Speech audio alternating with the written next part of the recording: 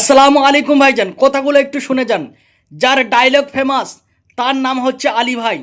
আর আলী ভাইয়ের কথাগুলো একটু সবাই মন দিয়ে একটু শুনে যান। ভাইলো, কি খবর? প্রথম গল্প, ভিডিওটা শেয়ার করো। কাকে? বাংলার মাটিতে যারা বিজেপির ঝান্ডা নিয়ে থাকে, বিজেপিকে সমর্থন করে, তাদেরকে এপস্টিন ফাইলে আবার খোলাসা হয়েছে। এখানে নাম এসেছে ভারতের প্রধানমন্ত্রী নরেন্দ্র মোদী। এপস্টিন এই মালটা কোনো রাজনৈতিক নেতা না, এই মালটা কোনো দেশের প্রধানমন্ত্রী না। এর কাজ কি ছিল? এর নিজের একটি প্রাইভেট আইল্যান্ড ছিল সমুদ্রের পাঁজরে। সেই আইল্যান্ডে ছোট্ট ছোট্ট 12 বছর 13 বছরকার নারীদেরকে কিডন্যাপ করে রাখা হতো। এই এপস্টিন এই মালটার সাথে পৃথিবীর সব থেকে হাই লেভেল মানুষদের সাথে সম্পর্ক ছিল। পৃথিবীর হাই লেভেল শক্তিশালী মানুষগুলো কি করতে যেত সেখানে? কি কানেকশন ছিল?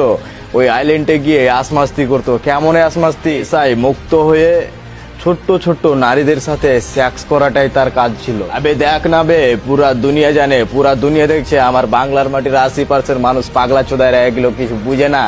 আবে যারা বিজেপির ঝান্ডাইলে থাকে তাদেরকে বলছে, এই যে প্রমাণ দেখ না বে, ইলন মাস্ক আমেরিকার পৃথিবীর সব থেকে বড় শক্তিশালী দেশের প্রধানমন্ত্রী, ডোনাল্ড ট্রাম্প পৃথিবীর ধনী একজন ব্যক্তি, বিল গেটস, সবার লিস্টে নাম এসেছে। শুধু এরা না, আরো পৃথিবীর বড় বড় ভালো ভালো দেশের প্রধানমন্ত্রী। 2017 সালে যখন নরেন্দ্র মোদী ইসরায়েলে যায়, তার 3 দিন আগে এপস্টিনের সাথে ইমেলে কথা হয়েছিল। কার?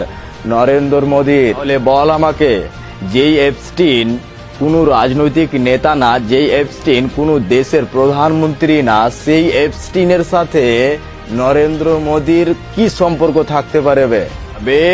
এপস্টিনের সাথে যাদের যাদের সম্পর্ক ছিল, কেন, কিসের জন্য? এপস্টিন কি কোনো রাজনৈতিক নেতা, কোনো দেশের প্রধানমন্ত্রী বে? না, পৃথিবীর হাই লেভেলের মানুষের সাথে এপস্টিনের সম্পর্ক ছিল কারণ একটাই, ওর আইল্যান্ডে গিয়ে আসমাস্তি করা, 12 বছর 13 বছর ছোট্ট ছোট্ট নারীদেরকে ধর্ষণ করা, সেক্স করা। ইভেন এরকমও গল্প উঠে আসছে, সেইখানে ওরা ছোট্ট ছোট্ট যে বাচ্চা আছে না, এগুলো তো 12 বছর 13 বছরের গল্প হচ্ছে। আরো কিছু ছোট্ট ছোট্ট বাচ্চা যেগুলো 3 বছর 2 বছর 4 বছর, এগুলোকে জবাই করে মাংস খেত তারা বে। তাহলে বুঝতে পারছো, ভারতের প্রধানমন্ত্রী নরেন্দ্র মোদী যদি একটা রাক্ষস মানুষের সাথে সম্পর্ক থাকে, তাহলে সে নিজেও একটা রাক্ষস। আর বাংলার মাটির যারা যারা বিজেপিকে, মোদীকে সমর্থন করে, এরা কিন্তু রাক্ষসের বাচ্চা। তাও এদেরকে লজ্জা হবে না, তাও এদেরকে লজ্জা হবে না। এদের মানসিকতা, যে একটা মানুষের ভিতরে একটা মানবতার জ্ঞান থাকে না, এরা এত জঘন্য মানুষ, এত জঘন্য মানুষ, মানে বলার কথা নাই। তবুও এই গল্পগুলো তারা বুঝবে না। আমার সমস্ত বন্ধুরা, এই ভিডিওটা পৃথিবীর এক প্রান্ত থেকে অপর প্রান্তে পৌঁছে দাও। আর বিশেষ করে ভারতবর্ষের সমস্ত মানুষরা, জনগণরা দেখে যাক যে ভারতবর্ষের প্রধানমন্ত্রী একটা নরখাদক রাক্ষস। এই কথাটা সমস্ত মানুষ যেন জেনে